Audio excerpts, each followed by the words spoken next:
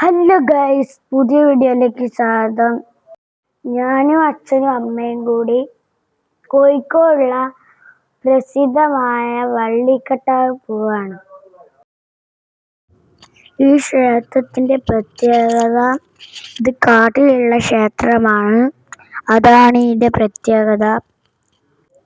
പിന്നെ ഇവിടെ കൊരങ്ങന്മാരും ഉണ്ട്. അതാണ് ഇതിന്റെ പ്രത്യേകത. ഇതൊരു ദേവീക്ഷേത്രമാണ്, പക്ഷെ അമ്പലം പോലെ ഒന്നുമില്ല. ബാക്കി ഞാൻ നടന്നുകൊണ്ട് കാണിച്ചു തരാം. മനുഷ്യൻ കാട് കയറിയപ്പോൾ ഇങ്ങനെയുള്ള കാവുകളൊക്കെ നശിച്ചുപോയി. പക്ഷെ ഇവിടെ കൊരങ്ങന്മാരാണ് നിലനിർത്തുന്നത്. ഇവിടെ ഒരു കുളമുണ്ട് കേട്ടോ. അത് മലേന്റെ മുകളിൽ നിന്ന് വരുന്ന വെള്ളം കൊണ്ടാണ് ആ കുളം നിറഞ്ഞത് എന്നാണ് അറിയപ്പെടുന്നത്. അത് ഞാൻ നിങ്ങൾക്ക് കാണിച്ചു തരാം. ആ കുളമാണ് ഇത്. കണ്ടോളൂ, മുകളിൽ നിന്നുള്ള നല്ല ശുദ്ധമായ വെള്ളമാണ് ഇതിലൂട്ട കുളത്തിലേക്ക് കുളം നിറയുന്നത്. ഇവിടെ ഫുള്ളും കാടാണ്, വള്ളികൾ ഉള്ള പോലെ കാടാണ്. കുറെ മീനുകളൊക്കെ ഉണ്ടായിന് അവിടെ. ഞാനും അനിയനും കുറെ കളിച്ചു. അനിയൻ വെള്ളത്തിൽ നിന്ന് പോരുന്നില്ലേ. പിന്നെ ഞങ്ങൾ മേലോട്ട് പോയി പ്രാർത്ഥിച്ചു. സ്വയംഭൂവായ ദേവിയാണ് അവിടെ പ്രതിഷ്ഠ. ഇവിടെ അങ്ങനെ ക്ഷേത്രമൊന്നുമില്ല.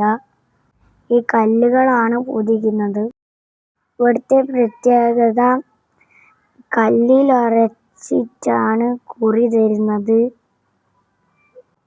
ഇവിടുത്തെ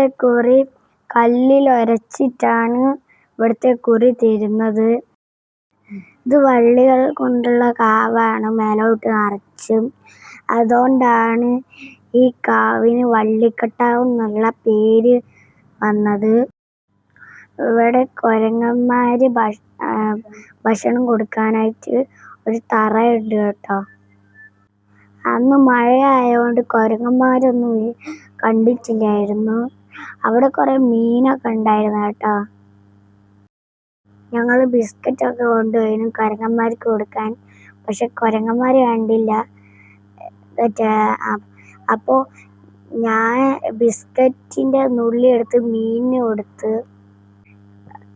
ഇതിന്റെ മുന്നത്തെ പ്രാവശ്യം ഞാൻ പോയപ്പോൾ ഇവിടെ കൊരങ്ങന്മാരെ കണ്ടിന് കേട്ടോ. ഈ പ്രാവശ്യം അനിയുള്ളതുകൊണ്ട് അവൻ കുറെ വെള്ളത്തിലൊക്കെ കളിച്ച്. അവൻ നല്ല കളിയായിരുന്നു.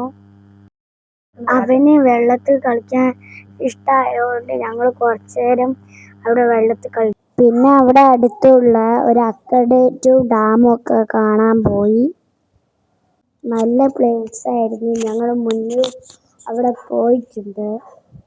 കനാലിൽ കുറെ ആൾ കുളിക്കുന്നൊക്കെ ഉണ്ടായിരുന്നു.